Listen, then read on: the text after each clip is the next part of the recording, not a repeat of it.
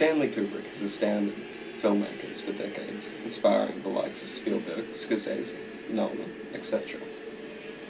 Few films have left me in awe like Kubrick's 2001: A Space Odyssey. I walked out of a cinema with my mind splattered on the floor. I am Vaquero dell'Espacio, and I present to you, the viewer, why I find Kubrick my biggest inspiration.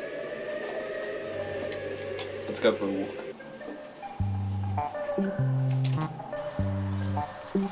Before I tell you why I find Kubrick so fascinating, I'll tell you a bit about his life.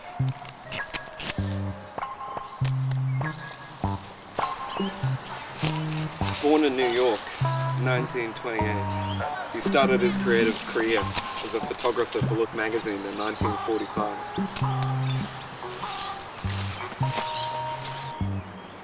In the late 1940s to the early 1950s, Stanley made a series of short documentaries before making his first feature film in 1953, Fear and Desire. In 1961 he moved to the UK, living in a manor.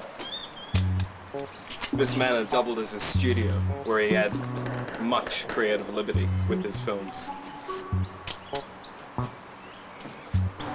Stanley unfortunately died in 1999, a few months before Eyes Wide Shut came out, but we'll come back to that. Now that you know the filmmaker we're getting into, let's discuss why I love him, visually.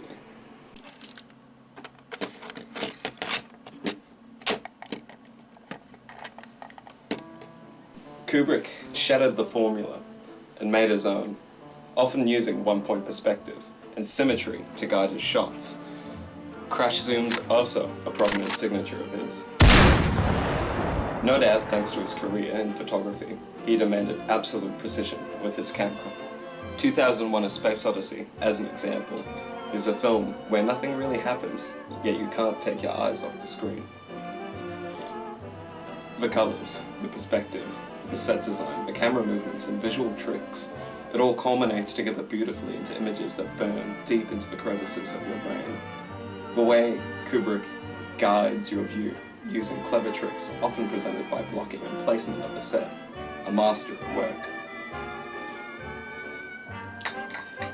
I specifically recall, after watching Space Odyssey, me and my friends sat in utter disbelief. My first words after the viewing were, "That was the most well-made movie ever made." Yes, it's a cliche response, but to create such intricate and seamless visual effects in the 1960s, mind you, before the moon landing, was nothing short of inspiring. This inspires me personally to do things beyond my abilities. Currently, it's puppetry and absurdism. Even if it looks tacky, it's a result that only I could think of.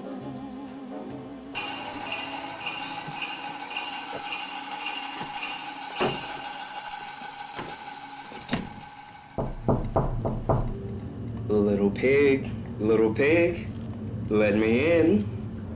Cut. Not quite what I wanted. Let's do it 100 more times and see what happens then. Let's change out the film.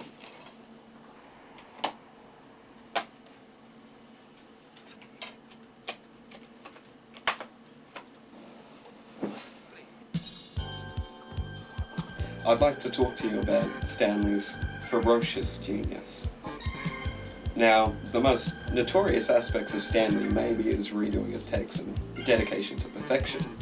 Unfortunately, this led to many actors suffering on sets, as he wanted them to feel what the characters were feeling. Example, Shelley Duvall in The Shining was harassed and bullied by Kubrick constantly and was forced to do hundreds of takes. Shelley lost her hair and was often sick, and is a bit kooky these days. Full Metal Jacket actor Dorian Harwood was filmed getting shot with blood squibs for 5 days straight after Harwood decided to end his contract, infuriating Kubrick. Stanley knew every single tree on the set of Full Metal Jacket, including every single hole. During setup, he would demand the tree move to a specific hole.